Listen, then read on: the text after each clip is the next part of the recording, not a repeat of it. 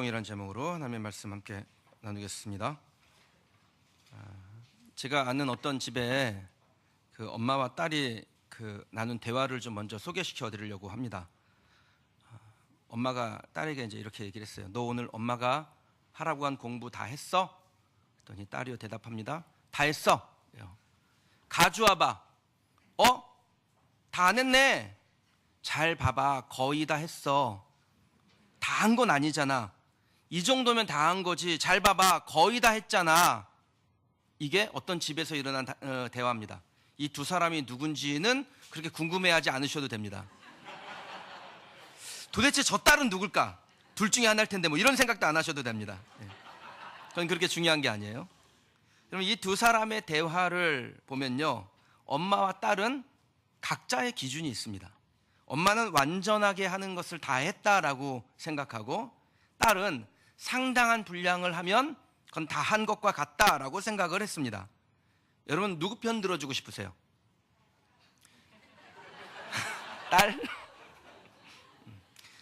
좋겠다 유리야.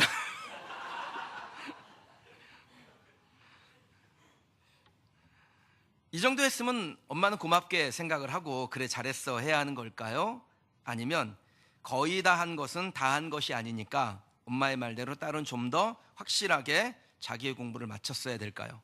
그나마 열심히 하려고 했으니 좀 봐줘야 되는 걸까요? 여러분 이것을 이제 이렇게 좀 바꾸어서 생각해 보도록 하십시다. 만일 하나님이 엄마이고 우리가 딸이라면 어떻게 되는 겁니까? 그렇게 설정한다면 우리는 누구의 입장에 서게 될까요? 하나님은 우리에게 완전한 순종을 요청하십니다. 만일 우리가 하나님 앞에 받은 그 말씀이 있는데 그에 대하여 거의 다 했습니다 하나님 라고 변명한다면 하나님이 우리를 기뻐하실 수 있을까요? 여기에서 이 거의라는 표현 안에는 이런 의도가 숨어 있습니다. 받은 말씀을 무겁게 받지 않는다라는 겁니다. 하나님이 우리에게 말씀을 주실 때 우리가 전적으로 순종할 것을 기대함으로 말씀을 주세요. 만약에 우리가 그것을 감당하지 못할 것 같으면 하나님께서 말씀의 수준을 조금 낮추시겠죠. 그러니까 하나님이 우리에게 감당하지 못할 것을 주시는 적은 없으니까 하나님의 말씀은 우리가 감당할 만한 것이라고 봐야 됩니다. 그럼에도 우리가 그대로 하지 않는다는 것은 하나님의 말씀을 무겁게 생각하지 않는다라는 것이죠. 하나님은 사랑이시잖아요. 하나님은 자비로우시잖아요. 이 말씀대로 다 지키면 손해가 무지막지하다고요. 손해를 보면서까지 꼭 그렇게 해야 되는 건가요? 이런 핑계 저런 핑계를 대고 스스로 정당화시킬 수 있고 합리적 결과라고 포장할 수 있습니다. 제가 앞에 소개한 엄마와 딸의 대화 중에서 만약에 엄마가 딸에게 너 이 분량만큼 안 해놓으면 이번 달 용돈은 아예 없는 거야 라고 했다면 여러분 딸이 대충대충 얼버무려가지고 넘어가려고 했을까요? 그러니까 결론은 다 했어, 거의 다 했어 라고 말하는 이 딸의 말 안에는 엄마의 말을 쉽게 대했다라는 것이죠. 하는 데까지 하다가 못하면 뭐 어쩔 수 없는 거지 뭐 이런 생각을 한 것입니다. 여러분 하나님께서 우리에게 말씀을 주시고 그리고 그 말씀에 의해서 감동이 있고 그것에 대해서 우리가 하나님께 약속했다면 그럼 그 말씀은 무겁게 받아들여야 합니다. 하나님께 한 약속이 있다면 쉽게 여기지 않는 여러분 되시기를 주님의 이름으로 축원합니다. 그런데 만약에 우리가 이 정도 했으면 됐지 거의 했는데 하나님도 이 정도면 만족하셔야지 어떻게 그대로 해? 라고 한다면 그건 하나님의 말씀을 무겁게 받지 않는 거예요. 좀 심하게 표현하면 하나님을 좀 우습게 여기는 겁니다. 그래서 성경에는 하나님께 하는 서원에 대해서 함부로 하지 말라라고 말씀하세요. 전도서 5장 4절에서 6절 말씀에 보면요, 내가 하나님께 서원하였거든 갚기를 더디하지 말라. 하나님은 우매한 자들을 기뻐하지 아니하시나니 서원한 것을 갚으라. 서원하고 갚지 아니하는 것보다 서원하지 아니하는 것이 더 나으니 내 입으로 내 육체가 범죄하게 하지 말라. 이렇게 말씀하십니다. 거의라는 표현 안에는요 이런 의도도 더 담겨 있습니다. 하나님의 기대를 받은 나 자신을 스스로 무시하는 것입니다. 하나님께서 우리에게 말씀을 주실 때 그 안에는 하나님의 기대가 담겨 있습니다. 그냥 주시지 않는다고요. 왜냐하면 하나님은 그 말씀을 하실 때 매우 무겁게 생각하고 주세요. 그러니까 하나님이 우리에게 말씀하시는 그것이 그냥 아무에게나 누구에게나 주는 것이 아니라 반드시 그 사람이 그 말씀대로 할 것을 믿고 기대하고 그 기대감을 담아서 말씀하신다라는 겁니다. 왜냐하면 하나님은 허튼 소리를 하지 않으시거든요. 하나님은 하신 말씀을 뒤집지 아니하세요. 사무엘상 15장 29절 말씀에요. 이스라엘의 지존자는 거짓이나 변개함이 없으시니 그는 사람이 아니시므로 결코 변개하지 아니하심이니라, 이렇게 말씀합니다. 그러니까 이 말씀은 하나님과의 약속을 했는데 그 서원한 바를 지키지 않았던 사울에게 사무엘이 하나님을 대신하여 했던 말입니다. 아마 이 말씀을 읽으면서 여러분 마음 가운데는, 보세요, 여기에 말씀에 하나님은 사람이 아니시니 그 하신 말씀을 변개하지 않는다고 하셨잖아요. 그러니까 하나님은 변개하지 않으시지만 사람은 변개할 수도 있는 거지요 라고 생각했다면, 여러분 그 하나님 앞에서의 약속을 변개했던 사울에 대하여 하나님이 어떤 마음을 품으셨는지도 살펴볼 필요가 있습니다. 하나님이 사울에게 어떤 마음을 품으셨을까요? 사무엘이 죽는 날까지 사울을 다시 가서 보지 아니하였으니 이는 그가 사울을 위하여 슬퍼함이었고 여호와께서는 사울을 이스라엘 왕으로 삼으신 것을 후회하셨더라. 그럼 하나님이 우리에게 말씀을 주실 때 그 말씀대로 우리가 행하고, 그래서 하나님의 기쁨이 되기를 원하십니다. 하나님의 기대가 담겨 있어요. 그런데 그 하나님의 기대를 저버리면 하나님이 세우심을 후회하는 사람이 됩니다. 저는 저와 여러분이 하나님의 후회가 되지 않기를 원합니다. 저와 여러분이 하나님의 기쁨이 되기를 주님의 이름으로 축원합니다. 저는 하나님께서 감동을 주시면, 그래서 하나님 앞에 약속하면 그것을 뒤로 미루지 않으려고 합니다. 제가 예전에 몇 번 뒤로 미뤄봤거든요. 근데 이게 시간과 비례해서 감동이 떨어져요. 그러다가 하나님이 내게 그런 감동을 주셨는지 안 주셨는지 그것도 막 의심이 돼요. 내가 잘못 들은 거 아니야? 내가 잘못 감동받은 거 아니야? 막 그런 마음이 들어요. 하나님의 말씀을 결국 순종하지 못하게 되더군요. 그래서 그 다음부터는 감동 주시면 그냥 한다, 그리고 좀 먼저 한다, 이렇게 원칙을 삼습니다. 그런데 보면요, 제가 무슨 능력이 있거나 대단하거나 그런 사람이 아니에요. 그런데 하나님께서 기회를 많이 주시더라고요. 하나님의 예비해 놓으심을 곳곳에서 발견하게 되더군요. 전 정말 여러분들이 잘 되기를 원합니다. 하나님께 칭찬받는 하나님의 사람이 되기를 원해요. 그래서 드리는 말씀이에요. 하나님께서 우리를 인정하셔서 우리에게 하나님이 역할을 주시고 감동을 주시면은, 말씀을 주시면 그 감동을 낭비하지 않으시길 바랍니다. 하나님의 기대를 저버리지 마십시오. 하나님이 우리를 기대하셨는데 우리 스스로 우리의 가치를 떨어뜨리는 일을 하지 않기를 원합니다. 그래서 하나님의 후회가 아니라 하나님의 기쁨이 되는 우리 성도들이 되시길 주님의 이름으로 축원합니다. 특히 중직자들, 더더욱 하나님의 말씀을 좀 무겁게 받으셔야 됩니다. 왜냐하면 하나님의 기대가 커요. 저와 같은 사람에게, 우리 장로님들에게, 안수 집사님들, 권사님들에게 하나님의 기대가 커요. 하나님의 기대가 크다는 건 하나님께서 책임도 무겁게 물으신다라는 겁니다. 여러분 중에 내가 중직자가 돼야 되겠다라고 생각하는 분이 있어요? 그런 소망이 있는 분이 있으세요? 저는 여러분이 다 그런 소망이 있기를 원해요. 그런데 그렇다면 더욱 하나님의 말씀, 특별히 오늘 주시는 말씀을 좀 무겁게 받으시길 바랍니다. 하나님은 그렇게 충성된 사람을 통해서 하나님의 일을 하세요. 거의 했습니다 하나님, 이건 우리에게 어울리지 않습니다. 완전한 순종, 온전한 순종으로 하나님 앞에 나아간 우리 성도들이 되시길 주님의 이름으로 축원합니다. 초대교회 때요, 아나니아와 삽비라라는 중직자가 있었습니다. 그들은 교회의 사역을 위하여 자기의 땅을 팔아 하나님께 드리겠다고 약속을 했습니다. 그리고 그 땅을 팔아 사도들의 발 앞에 가져왔는데 그 값에 얼마를 속였어요. 그 사실을 알게 된 베드로가 하나님께 거짓말한 것이며 주의 영을 속인 것이라고 책망하였고, 그 책망이 있은 다음에 그는 그 자리에서 죽습니다. 아나니아와 삽비라는 처음에는 주님으로부터 인해 감동받지요. 그럼 그때 주의 일을 위해서 내놓지 않은 사람들이 태반인데 하나님을 위해서 자기의 것을 내놨어요. 감동받은 거예요. 반응이 없었던 이들에 비하면 이들의 순종은 그래도 나아 보입니다. 그런데 어쩌다가 이렇게 비참한 결과를 얻게 된 것일까요? 하나님께 서원한 것을 무겁게 받지 않은 것입니다. 거의 했습니다. 그런데 그 거의 했음으로 스스로 만족하게 여기다가 하나님을 속이게 되고 그 대가를 참혹하게 받습니다. 저는 이 말씀 속에서 저를 포함하여 하나님 앞에 중직자로 부르심 받은 사람들이 하나님의 기대도 크지만 하나님의 그 기대가 무너졌을 때 하나님의 책망도 크다라는 것을 발견하게 됩니다.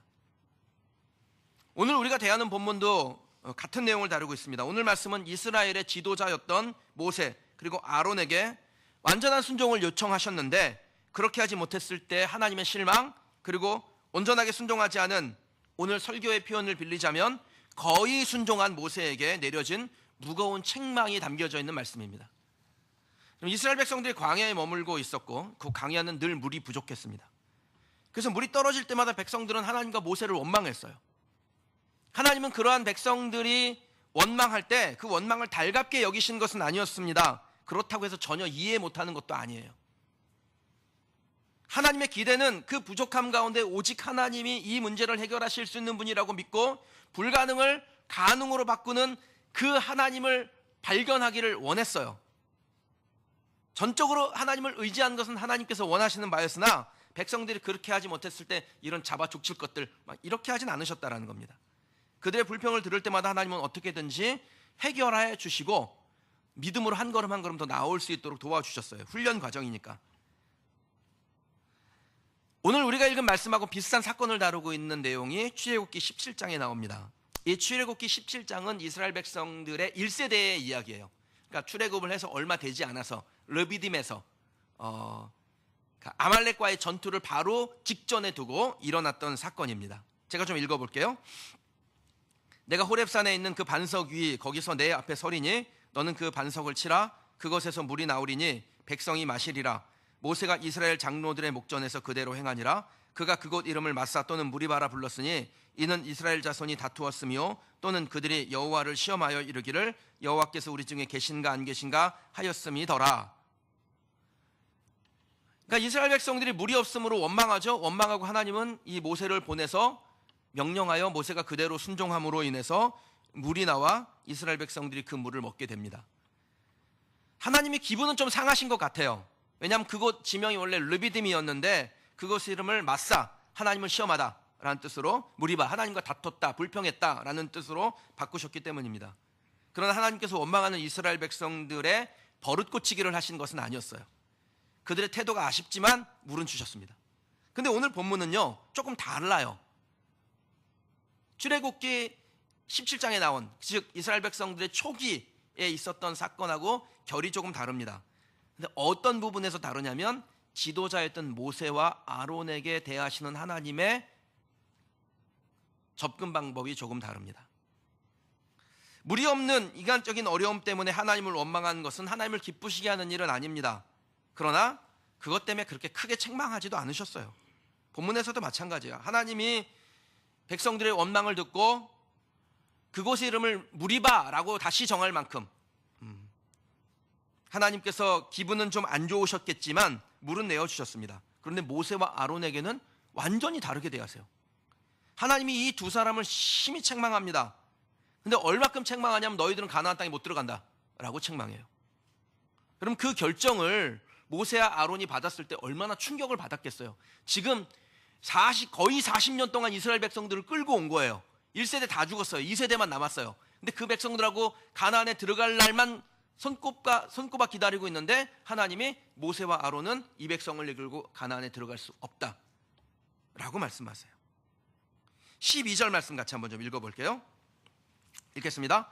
여호와께서 모세와 아론에게 이르시되 너희가 나를 믿지 아니하고 이스라엘 자손의 목전에서 내 거룩함을 나타내지 아니한 고로 너희는 이 회중을 내가 그들에게 준 땅으로 인도하여 드리지 못하리라 하시니라. 아멘. 하나님이 모세와 아론의 잘못을 지적하시는데 그들의 죄는 두 가지였습니다. 첫째는 하나님을 믿지 못한 것이고요, 두 번째는 하나님의 거룩함을 나타내지 못한 것입니다. 그럼 모세와 아론이 도대체 어떤 행동을 했길래, 무슨 죽을 죄를 졌길래 이처럼 크게 책망을 하신 것일까요? 8절 한번 보시죠. 읽어보겠습니다. 지팡이를 가지고 내 형 아론과 함께 회중을 모으고 그들의 목전에서 너희는 반석에게 명령하여 물을 내라 하라. 내가 그 반석이 물을 내게 하여 회중과 그들의 짐승에게 마시게 할지니라. 아멘. 하나님께서 모세와 아론에게 함께 가서 반석에게 명령하여 물을 내라 라고 하셨습니다. 그런데 모세가요, 백성들이 자꾸 원망하니까 원망도 자꾸 듣다 보면 좀 짜증이 나거든요. 그러니까 이 모세가 좀 짜증이 났나 봅니다. 그래서 백성들을 모아놓고 소리를 질러요. 그 내용이 9절에 나와요. 제가 한번 읽어볼게요. 모세가 그 명령대로 여호와 앞에서 지팡이를 잡으니라. 모세와 아론이 회중을 그 반석 앞에 모으고 모세가 그들에게 이르되 반역한 너희여 들으라. 우리가 너희를 위하여 이 반석에서 물을 내랴 하고 모세가 그의 손을 들어 그 지팡이로 반석을 2번 치니, 이렇게 되어 있습니다. 아마 여러분 중에 이게 무슨 문제지? 하는 분도 있을지 모르겠습니다. 근데 자세히 보면 모세와 아론 행동에 문제가 있어요. 어떤 문제일까요? 그럼 모세는 하나님의 말씀에 순종했습니다. 근데 어떻게 순종했냐면 거의 순종했습니다. 하나님이 모세에게 지팡이를 들라고 하셨어요. 그래서 모세는 지팡이를 듭니다. 백성들을 모으라고 했습니다. 그래서 백성들을 모읍니다. 여기까지는 좋았는데 그 다음 장면을 한번 보세요. 하나님께서 모세에게 반석에게 명하여 물을 내라고 하시는데 모세가 어떻게 하냐면 이렇게 던져요. 말을, 우리가 너희를 위하여 물을 내랴. 그럼 이스라엘 백성들은 모세의 백성이 아닙니다. 하나님의 백성이에요. 모세는 단지 하나님께 그 백성들을 위임받아서 이끌고 있을 뿐입니다. 그러므로 이 백성을 먹이는 것도 굶기는 것도 하나님의 몫입니다. 그런데 모세가 뭐라고 표현하냐면 우리가 너희에게 물을 내랴, 이렇게 표현했다라는 거예요. 말하자면 제가 여러분들에게 설교를 통해서 하나님의 은혜를 흘려보낼 수 있습니다. 전 통로예요. 그런데 제가 여러분에게 내가 설교를 멋있게 해가지고 여러분들에게 은혜를 한번 끼쳐 드릴까요? 이렇게 했다면 여러분 이건 얼마나 하나님의 거룩함을 훼손하는 겁니까? 모세가 그 일을 한 거예요. 마치 자신이 하듯 하나님의 영광을 가로채는 일을 합니다. 거기서 물이 나왔어도 그것은 모세의 능력이 아니었습니다. 순전히 하나님의 능력이죠. 그런데 모세는 순간의 감정을 이기지 못해서 하나님의 거룩함을 가로채버립니다. 여러분 한국 교회 안에 이런 일들이 진짜 많아요. 목회자뿐 아니라 여러분에게도 그런 일이 있어요. 내가 물을 내는 것처럼 행동하는 것. 여러분 하나님이 하시죠. 내가 하는 게 아니라. 하나님이 하시죠. 여러분이 하는 게 아니라. 교회를 위해 헌신하는 거요? 그건 굉장히 아름다운 일이에요. 그러나 그것은 하나님께서 우리에게 그 일을 하도록 통로를 여셔서 우리는 그 통로가 되어질 뿐이지 내가 이 교회를 위해서 이 정도 했잖아? 이게 바로 모세가 가나안에 들어가지 못한 그 어마어마한 책망을 받았던 죄와 같은 것입니다. 목회자들 진짜 조심해야죠. 여기 강단에 있으면은 막 여기 막 헤드라이트 막 비치잖아요. 뭐 대단한 줄 알고. 이제 우리 교회 가면 지금 여기 하나, 둘, 셋, 넷, 다섯, 여섯, 7개밖에 없는데 가면은 26개가 달려요. 막 머리에도 달리고 막 앞에도 달리고 26개가 달려서 비춰봅니다. 그러면 내가 무슨 대단한 줄 알고. 여러분 하나님의 통로일 뿐입니다. 여러분들도 하나님의 통로일 뿐입니다.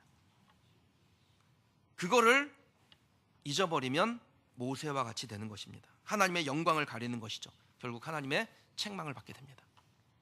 요즘 이단들이 꽤 많습니다. 어떤 분들이 그러시더라고요. 목사님 요즘 이단들이 아주 극성입니다. 얼마나 많은지 모르겠습니다. 근데 이상할 게 없어요. 요즘만 그런 것이 아니라 예수님 승천 이후로 이단들은 언제나 극성 맞았어요. 교회사 책을 한 권 딱 읽으면요, 그 교회사는 이단의 역사라고 해도 됩니다. 이단이 어떻게 일했는지, 어떻게 이 하나님을 거역했는지, 그리고 교회가 그것을 어떻게 진리로 반박했는지, 그것으로 채워진 게 교회사입니다. 그러니까 이상하게 여길 것도 아니고 주눅들 것도 아니고 단지 우리는 진리만 바르게 붙들고 있으면 됩니다. 이 이단을 한문으로 풀면요, 다를 이자에 끝단자를 써요. 그러니까 끝이 다르다라는 겁니다. 그러면 앞은 어떻다는 거예요? 앞은 비슷해요. 제가 지난주 지하주차장에서 책을 한 권 주셨어요. 그 구원파라는 이단의 기초교리서더라고요. 영생의 소망이라는 제목을 달고 있는 책인데 제가 이걸 좀 꼼꼼히 읽어봤어요. 다 읽고 은혜 받았습니다. 우리의 교리나 성경에서 말씀하는 거나 이단이 가르친 기초교리나 비슷해요. 근데 뭐가 달라요? 끝이 다른 거예요. 여러분 이단들은 하나님의 말씀을 어떻게 지킵니까? 오늘 설교식 표현으로 하면 거의 지켜요. 근데 결정적인 부분에서 다른 겁니다. 그럼 이단들이 모든 그 교리가 다 문제 있냐? 그렇지 않아요. 신론, 기독론, 성령론, 교회론, 뭐 구원론 다양하게 하나님께서 성경을 통해서 우리에게 말씀의 그 틀을 주셨는데 이 모든 성경 중에서 구원론 하나가 이상하잖아요. 그거 이단이라 그러는 거예요. 다른 게 다 맞아도. 성령론 이상해요? 그 이단인 거예요. 기독론 이상해요? 이단인 거죠. 그래서 처음은 비슷한데 끝이 다른 겁니다. 사람의 몸에요, 정말 어마어마한 유전자 정보가 있어요. 근데 그 유전자 중에서 하나라도 이상한 유전자가 생기잖아요. 정말 수십 개의 조의 세포가 있는데 그 세포 중에 하나라도 이상한 게 나타나잖아요. 그게 뭐가 됩니까? 암이 되는 거예요. 유전자 하나만 이상해지면 몸에 장애를 일으키는 것입니다. 그래서 결정적인 부분이 다르기 때문에 완전한 진리를 불완전한 진리로 바꾸어 버리는 것이고, 진리가 진리되지 못하게 하는 겁니다. 모세의 두 번째 죄는요, 반석에게 명령하라는 말씀을 어기고 반석을 두 번 칩니다. 이거 되게 사소한 것 같죠? 하나님의 명령의 핵심은 뭐예요? 물을 내라는 거예요? 아닙니다. 그대로 하라는 거예요. 물을 내는 것만, 물을 내면 됐지, 뭐 반석을 치든 반석을 명령하든 그 뭐 중요할까? 물만 나오면 되지. 그렇지 않습니다. 하나님은 우리에게 물을 만들어내는 것에 목적을 두지 않아요. 하나님이 우리에게 원하시는 것은 순종하는 것입니다. 거의 순종이 아니라 완전하게 순종하는 것입니다. 근데 모세는 그대로 순종하지 않고 어떻게 합니까? 거의 순종했을 뿐이에요. 사랑하는 성도 여러분, 하나님이 우리에게 원하는 것이 무엇인지를 아시기를 축복합니다. 하나님은 우리에게 능력 있는 사람이 되라고 하지 않으세요. 하나님은 목사를 세워놓고 담임 목사는 능력이 있어야 돼, 이거 요청하지 않으세요. 그러니까 능력 있는 목사를 자꾸 찾다 보니까 그 목사 공부 어디까지 했습니까? 그 목사 성적표 한번 떼어보라고 하십시오. 교회들이 보통 목회자를 청빙할 때 그런 얘기를 많이 해요. 그 목사 도대체 공부는 어디에 했습니까? 박사 받았습니까? 우선 학교 성적, 전학년 성적표 떼어오세요, 막 이런 거 해요. 그러면 하나님은 우리에게 능력 있는 사람이 되라고 하지 아니하시고 순종하는 사람이 되라고 하세요. 반석을 치든 명령하든 물만 나오면 됐지, 그래서 하나님 박수 받으면 됐지, 여러분 이렇게 생각하십니까? 아닙니다. 하나님은 우리에게 맘대로 하지 말고 그대로 순종하기를 원하세요. 이 거의 순종의 함정은 하나님의 생각과 상관없이 자기 스스로 만족하게 한다는 겁니다. 여러분 한번 생각해 보세요. 이스라엘 백성들이 애들부터 어른까지 한 200만 명 정도 돼요. 200만 명을 순종하는 순서대로 쫙 세울게요. 그럼 맨 앞에 누가 설까요? 모세가 섭니다. 이스라엘 백성들 중에 모세처럼 순종한 사람이 없어요. 모세가 맨 앞에 설 거예요. 누구보다도 스스로 하나님 앞에 순종했다라고 생각했을 겁니다. 그런데 거기서 뭐가 나옵니까? 자만이 나오고 교만이 나오고 나 아니면 안 된다는 생각이 삐져나오고 결국은 하나님의 거룩함을 손상시킵니다. 앤드류 머레이라는 분이요, 완전한 순종이라는 책에서 송곳 같은 말씀을 거기에 적어놨는데, 요즘 표현으로 말하면요, 젊은 애들이 이런 표현을 써요. 뼈 때리는 말씀이라고. 저급한 영적 상태는 악한 것이다. 우리는 영적인 것은 좋아하잖아요. 그건 하나님 앞에 좋은 거라고 생각하지 않습니까? 그런데 그는 이렇게 표현합니다. 저급한 영적 상태는 악한 것이라고. 저급한 영적 상태, 오늘 설교식으로 바꾸면은 거의 순종이죠. 저급한 영적 상태란 게 뭡니까? 남들이 볼 때 영적인 삶을 사는 것 같은데 그렇지 않은 상태를 저급한 영적 상태라고 해요. 거의 순종은 누가 보더라도 순종하는 것처럼 보여요. 꽤 괜찮게 보입니다. 그런데 꽤 괜찮게 보이는 것에 만족하거나 거기에 속아 넘어가면 안 됩니다. 왜냐하면 우리의 순종의 평가는 그들이 하거나 백성이 하거나 회중이 하는 것이 아니라 하나님이 하세요. 나에 대한 순종의 평가 내가 하는 게 아니에요. 내가 생각했을 때 저 사람에 비하면 나는 완전히 순종하고 있는데, 나는 괜찮은 사람인데, 나는 상대적으로 좋은데, 이거 아닙니다. 거의 순종해놓고 스스로 만족해가지고 거기에 머물러 있으면 하나님이 보실 때 그걸 보고 뭐라고 부릅니까? 저급한 순종이라고 부르는 겁니다. 사랑하는 성도 여러분, 거의 순종의 함정에 빠지지 마십시다. 저나 여러분이나 거의 순종하는 것으로 만족하지 않기를 원합니다. 거의 순종했던 모세가 백성들에게 이런 표현을 씁니다. 왜냐하면 나는 하나님께 순종했다라는 생각이 너무 빠져 있는 거예요. 그래서 10절 같이 표현을 해요. 같이 한번 읽어볼까요? 모세와 아론이 회중을 그 반석 앞에 모으고 반역한 너희여 들으라, 우리가 너희를 위하여 이 반석에서 물을 내랴 하고. 그럼 모세와 아론은 이스라엘 백성들이 무슨 표현을 쓰냐면 반역했다라는 표현을 씁니다. 근데 이 반역을 외친 두 사람에게요, 하나님께서 똑같이 표현하세요. 24절 좀 밑으로 내려올게요. 24절 한번 읽어보겠습니다. 아론은 그 조상들에게로 돌아가고 내가 이스라엘 자손에게 준 땅에는 들어가지 못하리니 이는 너희가 무리바 물에서 내 말을 거역한 까닭이니라. 아멘. 자, 여기에 하나님께서 아론과 모세에게 너희가 나를 거역했다라는 표현을 쓰세요. 히브리어로 메리템이라는 단어를 쓰는데, 이 메리템이라는 단어는 어기다, 거역하다, 반항하다, 배신하다, 패역하다 라는 뜻으로 번역되는 마라라는 동사의 2인칭 복수형이에요. 그러니까 성경에서 이 동사를 쓸 때 대부분의 용례는 뭐냐? 하나님의 명령에 불순종했거나 나아가서 하나님을 향한 배반과 반역을 했을 때 이 단어를 씁니다. 그러니까 모세와 아론이 백성들을 향하여 너희가 하나님을 반역했다라고 썼는데, 도리어 하나님은 모세와 아론에게 너가 하나님을 반역했다라고 표현하셨다라는 겁니다. 그럼 지금까지 하나님을 잘 믿어오신 우리 성도님들, 오늘 말씀을 통해서 거의 순종에 머물지 마시고 온전한 순종으로 나아가기를 열망하는 우리 성도들이 되시길 주님의 이름으로 축원합니다. 순종을 배워나가시는 분들이 있죠. 이제 교회에 오셔서 믿음의 기초를 잘 다져가고 계신 분들이요, 여러분들 순종이 체질화될 수 있도록 지금부터 연습하십시오. 정말 내 세포 하나하나가 다 순종을 기억하도록. 왜냐하면 이게 연습이 안 되면요, 결정적인 순간에 안 나와요. 자꾸 연습해봐야 돼요. 사소한 것 하나도. 결정적인 순간에 하나님 앞에 순종이 나오려면 평소에 연습이 돼야 돼요. 제가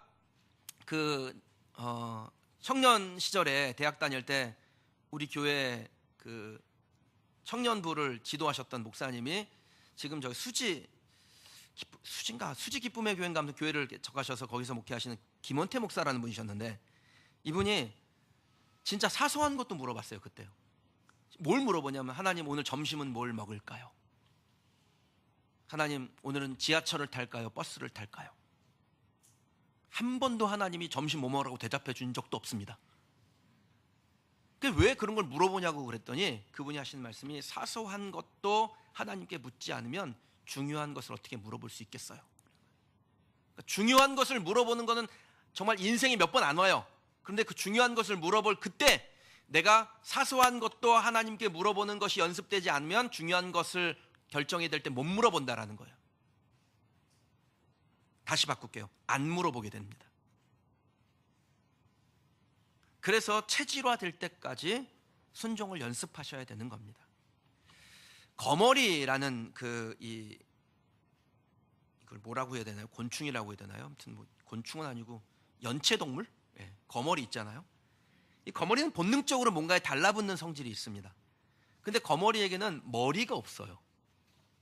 그래서 기억을 못합니다. 그런데 어떤 과학자가 이 거머리를 가지고 실험을 했는데, 전기장치를 해놓은 병을 옆에 두니까 거머리가 와가지고 착 달라붙어요. 그래서 전기 그을 때 딱 보내는 겁니다. 그럼 거머리가 뚝 떨어지죠. 그래서 이거를 계속해서 반복을 해요. 거머리는 머리가 없으니까 기억을 못하니까 또 달라붙어요. 계속 이걸 반복하는데 수십 차례 반복을 하니까 거머리가 더 이상 병에 달라붙지 않더라는 겁니다.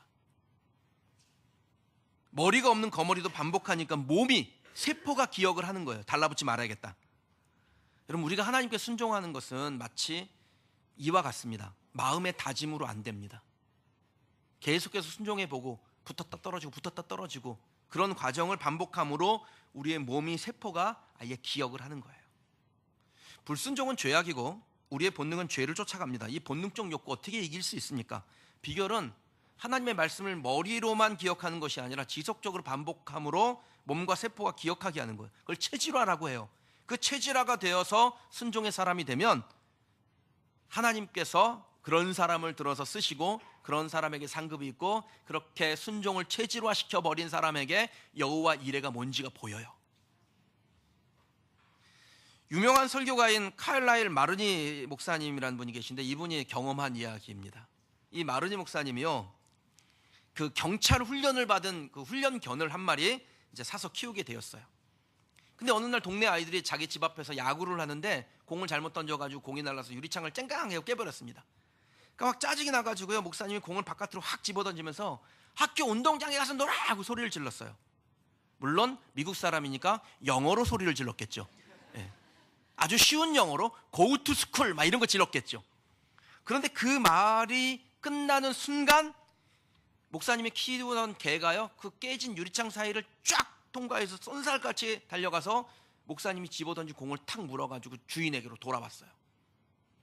왜냐하면 고라는 말에 뛰어가는 것이 훈련된 개예요. 그러니까 고우라는 말을 알아듣고 훈련한 대로 물불을 가리지 않고 달려가 그 공을 물어가지고 돌아온 것입니다. 사랑하는 여러분, 순종에 대해서 잘 배우면 개도 즉시합니다. 그런데 우리는 하나님의 형상과 모양대로 지음받은 존귀한 사람이지 않습니까? 그러니까 순종을 요구받을 때 우리는 더 잘해야 돼요. 그럴 때 하나님께서 우리에게 하나님의 위대하심을 보이실 것입니다.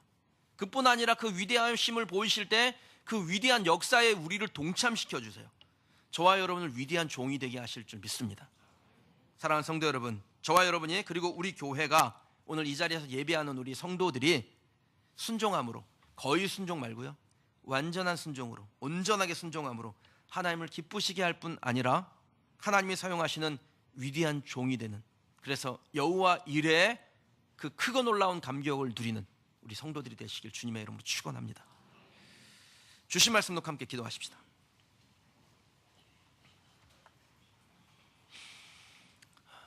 여러분, 우리가 하나님 앞에 순종할 때 그 순종은 거의 순종이 아닙니다. 하나님이 우리에게 기대하시는 것은 그 정도면 됐지 뭐, 이게 아니에요. 순종에 강박을 가질 필요는 없습니다. 그거 못했다 그래가지고 하나님 우리를 어떻게 하진 않으세요. 그런데 우리의 마음의 상태는 우리가 물리적으로 질량적으로 그것을 감당하지 못할 수 있어요. 그런데 우리의 마음의 상태는 하나님을 향한 최선이어야 해요. 그리고 그것을 하지 못했을 때, 감당하지 못했을 때 우리의 마음은 안타까워야 합니다. 슬퍼야 해요. 하나님, 내가 내 육체의 한계 때문에 하나님이 내게 원하시는 것을 감당 못했습니다. 그렇게 하나님 앞에 우리의 가슴을 쥐어 잡아야 합니다. 그게 완전한 순종이에요. 저는 여러분에게 율법적으로 순종하라고 말씀드리는 게 아니에요. 하나님 앞에 우리의 진실함이 담겨져 있는, 내 육체적인 한계로 인해서 감당하지 못할 수 있어요. 그런데 우리의 마음은 그렇지 않아야 된다는 겁니다. 우리가 하나님 앞에 순종하지 못한 것 때문에 우리는 슬퍼해야 해요. 가슴을 쥐어 잡아야 합니다. 그것이 하나님이 원하시는 완전한 순종입니다. 내가 조금 순종한 것처럼 보인다 그래서 마치 남들보다 상대적으로 우월하다고 해서 내가 하나님 앞에 순종한 사람이라고 생각하는 것은 착각입니다. 그건 하나님이 원하시는 순종이 아닙니다. 하나님이 원하시는 것은 나의 열정을 담아 하되 내가 다 감당하지 못했을 때 내 가슴을 붙드는 것, 하나님 앞에 통렬하게 회개하는 그 마음을 하나님이 완전한 순종이라고 우리에게 부르십니다. 그리고 그런 사람은 하나님 앞에서 날마다 겸손하며 무릎 꿇을 수밖에 없는 것이죠. 저와 여러분들이 하나님 앞에, 하나님, 내가 완전한 순종을 하나님께 보이기를 원합니다. 거의 순종해놓고 마치 다 한 것인 양 포장하지 않고, 거기에 만족하지 않고 하나님 앞에 완전한 순종으로 나아가는 하나님의 백성 되기를 원합니다. 그렇게 하나님 앞에 시간 기도하십시다. 사랑하시는